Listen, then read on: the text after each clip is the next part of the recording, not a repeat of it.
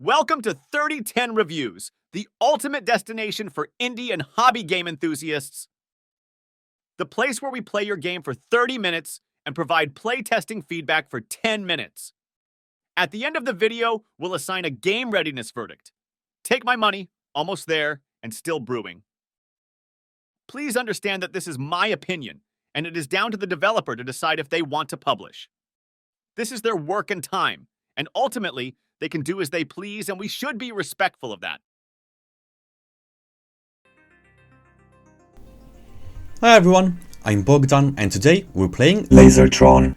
The description offered by the developer is as follows. Arkanoid with optic style physics and different bonuses. Lasertrons can be reflected, refracted and decomposed into a spectrum of lasertrons and change their colors. The white lasertrons can destroy blocks of any color, while the color lasertrons can only destroy blocks of the same color. Deactivated lasertrons can't destroy any blocks. Clean the playing field by lasertrons. There are 3 difficulty levels: easy, medium and hard. The game supports 2 save modes by checkpoints or past levels.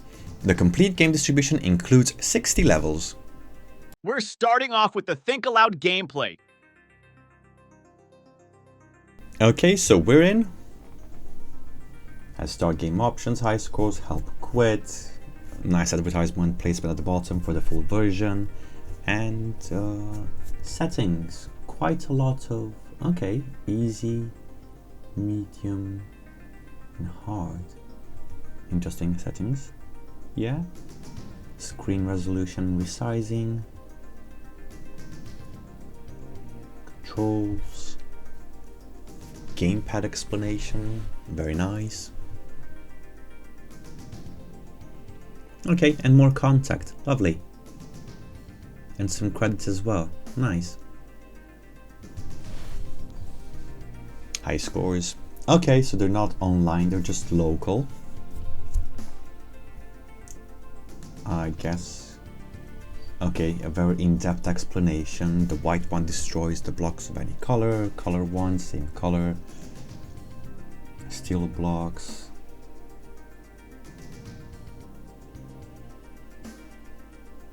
Okay. Yeah, very nice color coding over here. Red for bad, green for good, and white for environmental ones. Okay. I was not expecting all the levels to be put in front of me, but let's go for level 1. Oh, it doesn't work. I thought it would start if I would just press 1, but I had to press continue instead. Okay, so I control the direction of the first shot with the keys instead of the mouse, which is interesting.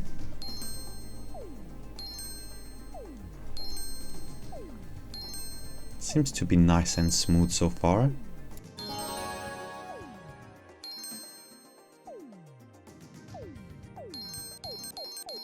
Oh, it's always satisfying when you get behind the line and you just start destroying the blocks. The SFX seems nice, fitting with the aesthetic of the game. They're short. They are quite different from each other, so you can also learn with time what each means.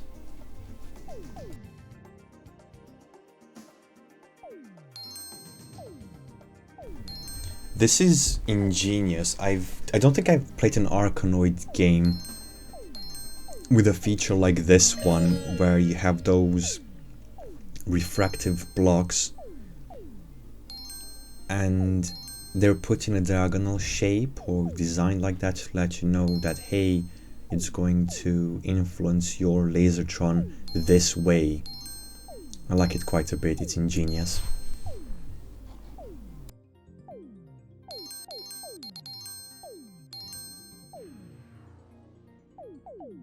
I'm not sure how to feel about the power-ups, well, the modifiers not dropping down and just appearing in the place of the bricks that you've destroyed. That was a nice power-up, the explosion. This one? Okay. What's the other one? The laser. Oh, it turned my Lasertron a bit special, I think. Explosion. It's nice, there's a few elements from Candy Crush in here, and they are fitting. I also don't know how to feel about the fact that... Oh, what happened there? Oh, I guess it was a bug? I'm gonna have to slow it down in the bug department. Yeah, I don't know how to feel about the fact that I can't destroy the modifiers which appear inside of the bricks that you've just destroyed, as they just occupy a space and block your way. Don't know how to feel about him.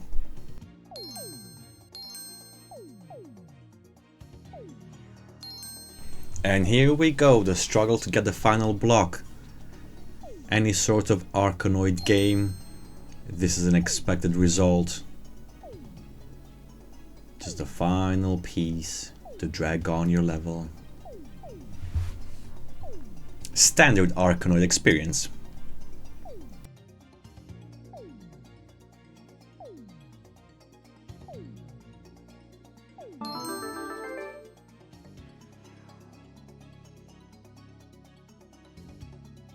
That's a nice looking level.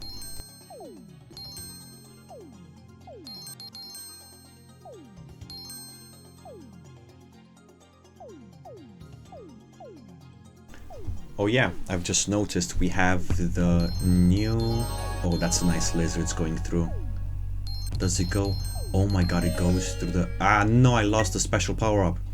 I was gonna say that the special lizard goes through the steel one, steel blocks as well. Oh, this is a nice gun. Quite a nice power-up. Yeah, I was gonna say that we had the new steel blocks over here, which takes time to destroy. Okay, so that power-up also destroy the steel blocks in one go.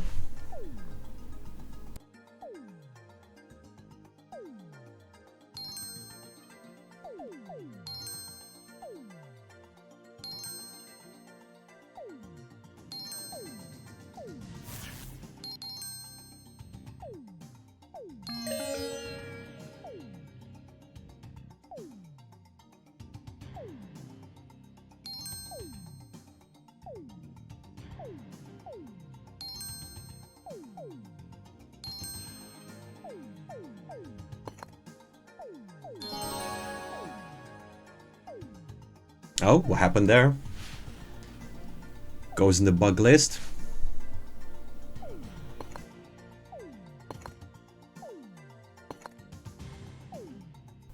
Yeah, and that thud SFX of when you hit the steel block, it's actually nice. It's fitting.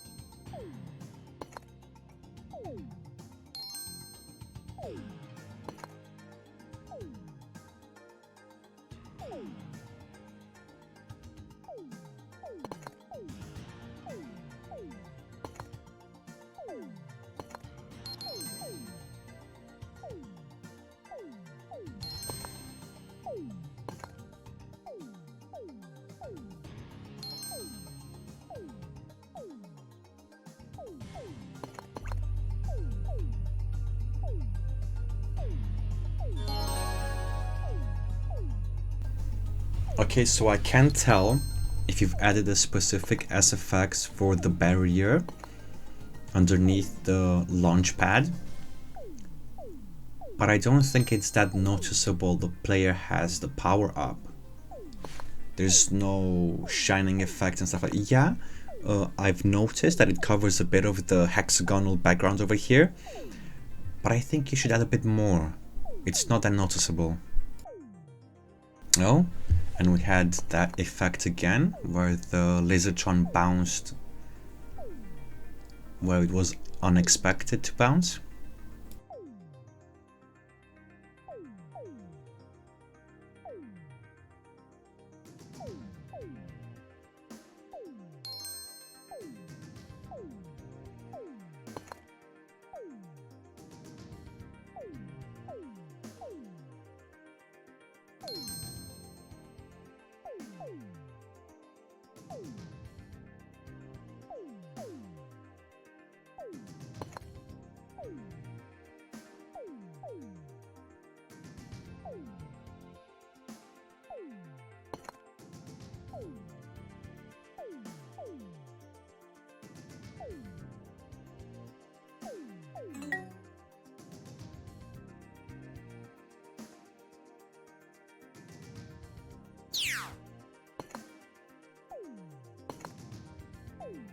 I've also noticed these Lasertron deviations. I'm not sure if they're purposeful or it's a bug in the game, but I've seen some settings at the beginning of the game with modifiers, so I'm going to assume it's intended design.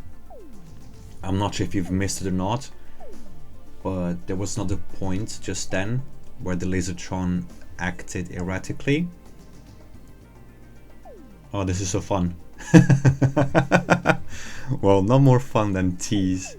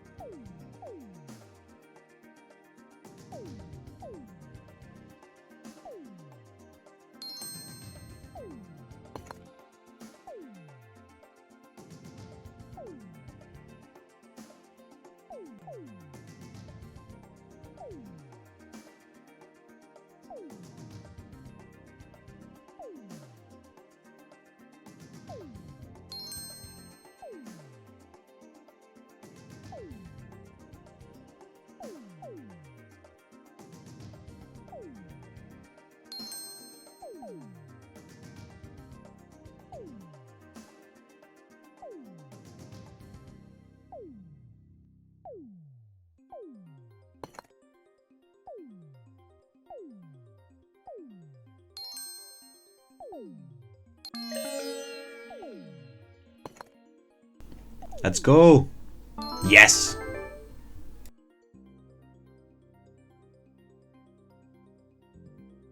Okay, so I'm thinking to check the settings again.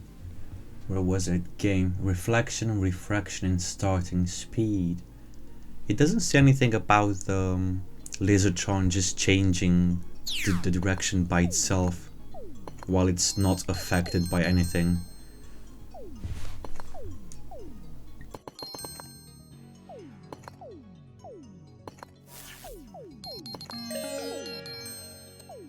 Okay, I am loving this level. In case you haven't noticed, I have increased the difficulty of the game to the maximum. And it's still playable, it's manageable. Oh, but it's so nice and fluid. Oh, they changed the colors. Reminds me of Snake a bit, but I don't have any control over it. Wow, wow, wow. Look at it.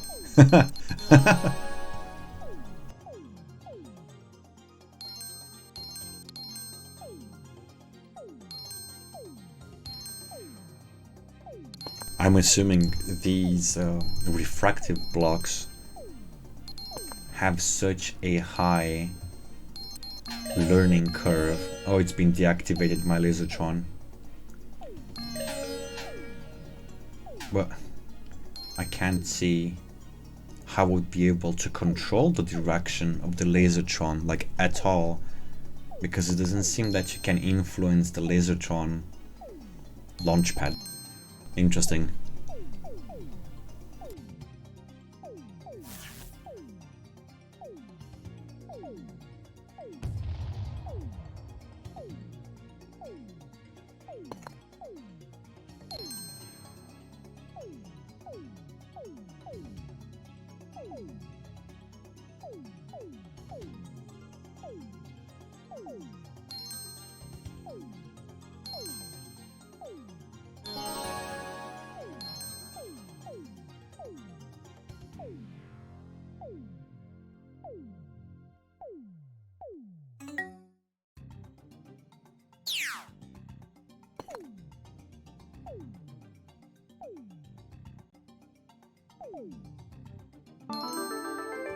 Woo! Up to next level. Okay, so we got a few new items. They look like some wormholes or black holes. Let's see if I can find any more details. No, they are not in the descriptions over here. There's no second page. There's only a back button. I guess we'll find out what they behave like. We do have the spectrum blocks though.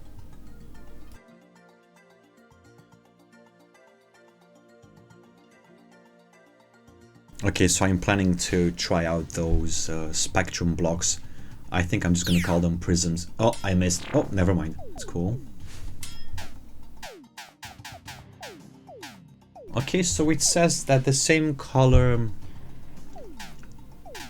Lasertron can destroy the same color block, but it doesn't seem to be the case. Or is this the greenish one? Oh, I lost a life.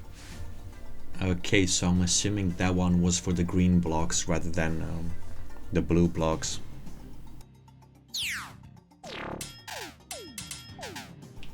I should probably stop doing that.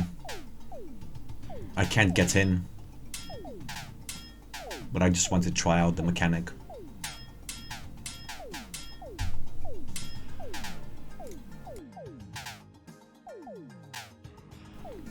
Oh, that behaved unexpectedly. Bug list.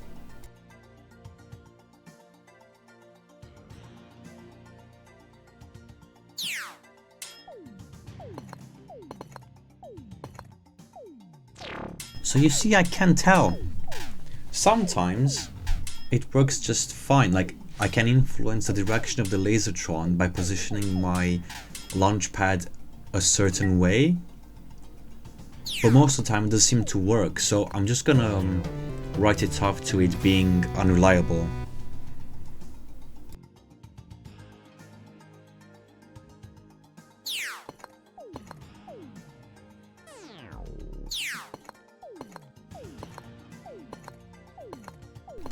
Also, I'm beginning to wonder if this is... I was frozen. If this is the end of the demo and the developer just made this level really difficult, because, whoa boy, this is hard.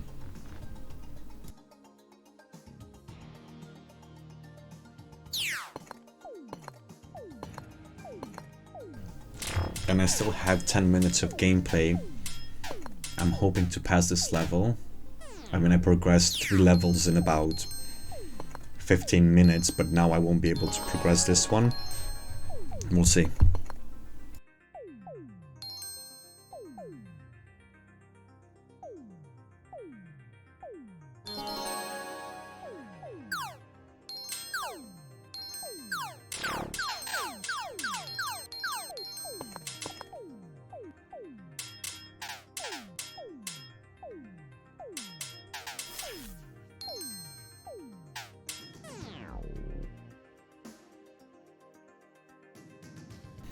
Okay, so we're getting somewhere. That laser gun was useful just there. Okay, my laser is deactivated. I wonder if it... Oh, it is. I just got my answer. Yeah, also, when hitting the power-ups, I'm not sure I like the fact that it bounces off the power-up. I mean, you've destroyed that block already. So I think it should just go through and hit whatever is after it.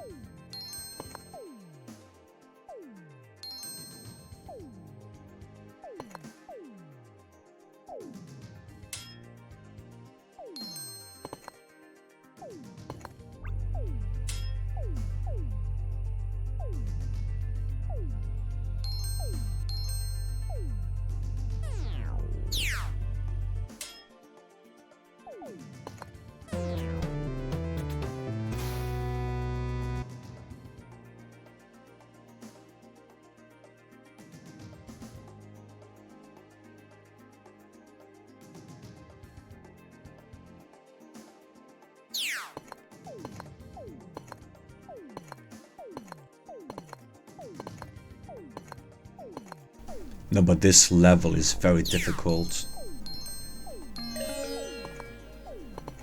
I mean, it's difficult enough to get inside because you don't have any, well, you don't have much control over the Lasertron anyway.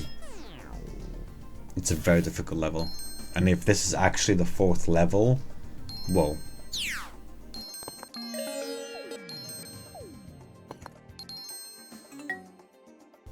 The reason that makes me believe this is the limitation for the demo is only because there's 2 new mechanics two new mechanics introduced in the one level. You have the prism splitter, and then you have those black holes as well.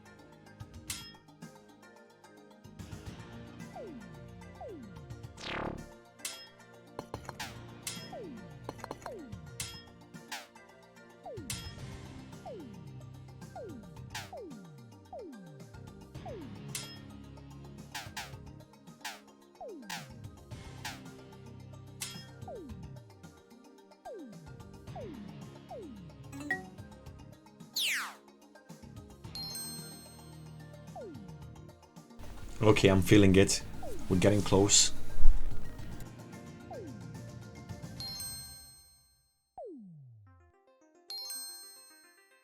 The reflection is so unreliable. I'm not sure how the dev could fix this. Oh no, only blues. But they have to look into fixing the irregularity in how the Lasertron reflects off the launch pad.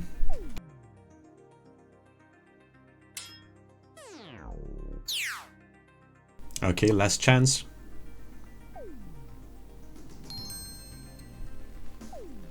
Yeah, that doesn't make any sense, how it reflected itself. Oh no, am I gonna lose? Yeah, I don't have purple. No, it's a loss. I'm just gonna let them drop.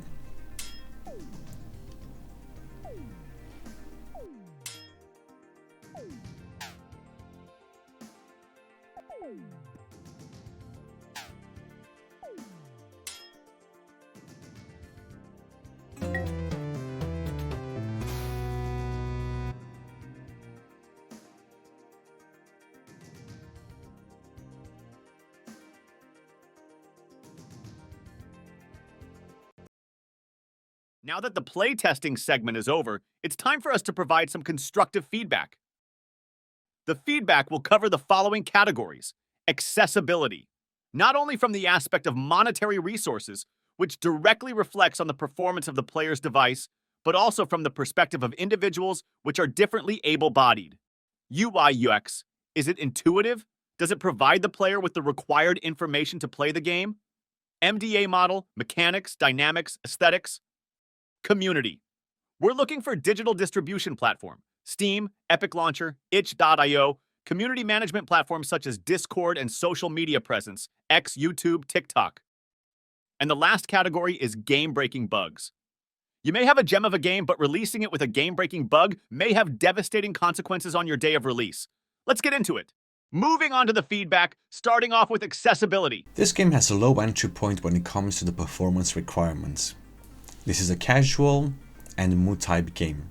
The player can change the difficulty parameters and the player has only one item to control. Yes, you have the aiming mechanic, but that feature doesn't occur too often. The objects on the screen are clearly defined. I am a bit apprehensive when it comes to the bricks which are semi-opaque, as those can be harder to detect by some people with sight afflictions. The dev should consider putting a hard color strokes around those bricks to maintain the lens visual, the desired effect, or they could simply add opaque arrows showing the angle of refraction. The simplicity of the control system, due to the parameters of the game, makes it accessible as a standard. Even more so because the dev added controller support. Maybe they should consider adding controller mapping support as well. Now we'll cover UI and UX. While generally consistent, there are some deviations. We've already spoken about the concerns regarding the semi-opaque blocks in the accessibility segment of this review, even though they fit in this category as well. The buttons which control in-menu navigation change places. When in the help screen, at the bottom right of the screen you have a button with the function of back. But when you're in the level selection page, you'll find the continue button in that place. Consider maintaining a fluid experience by having the buttons with the same function in the same place. Speaking of the location of the buttons, why not have them closer to the subject on the page? Still talking about the level selection screen, you can bring the buttons closer to the content. It might not seem like a big improvement, but on a 4K monitor, the distance needed to be traveled is large. On the same subject, the level selection screen, you could improve the experience by adding a side-rolling menu. For example, you can break down your content into 5 pages of 12 levels each, or any number you could think of. This way you're not overloading the screen with unnecessary information. Who needs to see 59 locked icons? And you're also giving the player a sense of accomplishment and excitement. It's a mix of pride of their progress, anticipation of new challenges, and the thrill of discovering something new in the game. It's time to move on to the MDA model. Contrary to the first impressions, this game has a lot of complexity. Due to the direct influence of the bricks in the game and the modifiers, refractions, reflection, and decomposition, there is a lot of emergent gameplay which increases the repeatability of each level. The lack of player control over the Lasertron is a glaring disassociation in the core feedback loop of the player experience. Traditionally, these games give the player control over the direction of where the projectile will go next. Usually, if the player sets the landing pad in such a way that the projectile lands off-center to the right, the projectile will be influenced to redirect to the right. The closer to the edge of the landing pad, the more it will be influenced towards that direction. I find myself in a situation where I don't know if you've made the landing pad specifically to only reflect the Lasertron, or if it also influences the ray of light, because sometimes I was under the impression that the launching pad would actually control the direction of the projectile. So going forward, I'm going to assume that only reflecting the Lasertron is the intended design. And if that is the intended design, then it doesn't work, or at least for me it doesn't. It takes the control away from the player and can also end up in a state of suspension where the player can't finish the level. This results in boredom and frustration. There are no worse emotional combinations to influence the player with. I'd be curious to see if you have any in-game analytics to learn from the player behavior. Maybe you can notice moments of frustration by the player exiting the game hastily or maybe shaking the mouse. I am offering a solution which will keep in the spirit of your creative direction, and it will also give the player control over the Lasertron. Use a prism instead of a line. Play it as different shapes and see how this will influence the gameplay. Usually, a more acute prism is less forgiving than a more obtuse one. Modifiers and power-ups. Seeing that the player doesn't have control over the direction of the Lasertron, what made you decide that the best approach to the modifier mechanic is to have it be spawned and immobile in the place of the destroyed brick? The player doesn't have a choice in the matter of collecting it or not. Even if they wanted to collect all the red ones and increase the level of challenge, they wouldn't be able to. A mechanic which doesn't influence the game, only by chance, in a game which is not designed as a game of chance, shouldn't exist. This is not a gambling or card game. It's Arkanoid inspired. It doesn't fit with the overall model nor with the creative direction. You're probably thinking to yourself that the player has some control over the direction of the Lasertron. It just needs to hit the rounded edges to reflect as the player wants it to. That's correct, if the mechanics work as intended. We'll talk about that in the bugs segment. Now, let's cover your community outreach. You have a Steam page, YouTube, website, and X. But on X, you only advertise the Steam seasonal sales and do not interact with your audience. And you've used Reddit to post on Play My Game.